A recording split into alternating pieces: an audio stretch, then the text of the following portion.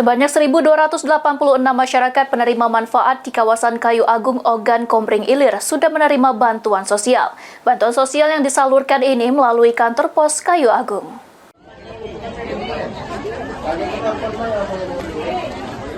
Penyaluran bantuan sosial tahap 1 di tahun 2025 mulai direalisasikan. Penyaluran dilakukan salah satunya melalui kantor pos Kayu Agung. Puluhan warga sudah memadati kantor pos untuk mengantri mengambil bantuan sosial program dari pemerintah pusat. Branch Manager kantor pos Kayu Agung, Prayan Prima Putri menjelaskan, penyaluran bansos ini terdiri dari bansos PKH murni, bansos sembako, serta penerima bansos double PKH dan sembako. Sampai saat ini untuk di Kecamatan Kota Kayu Agung sudah terdata sebanyak 1.286 penerima yang sudah mendapatkan bansos dari total seluruhnya yakni 1.314.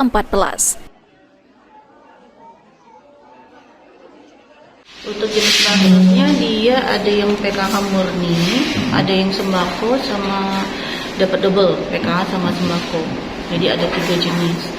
Untuk realisasinya sendiri Kecamatan Kayu Agung itu sudah 1.286 dari total 1.314. Kendala sih nggak ada, cuman kendalanya itu yang belum ngambil itu orangnya tuh sedang nggak di sini gitu. Jadi kerja di luar Kayu Agung masih nunggu untuk balik lagi ke sini gitu. Karena dia di sini nggak ada yang bisa mewakili. Jadi yang untuk tahap pertama ini sudah tersalurkan semua, Mbak? Atau masih ada yang belum? Masih ada 28. Belum. Itu udah termasuk yang sudah meninggal dengan kakak tunggal.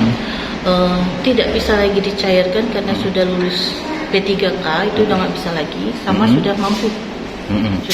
Sebanyak 28 penerima yang masih belum tersalurkan karena penerima masih bekerja di luar daerah dan termasuk dana bansos tak bisa dicairkan atas alasan kartu keluarga tunggal atau nama penerima sudah meninggal dunia dan beberapa penerima sudah lulus pegawai ASN. Novan Wijaya, PAL TV.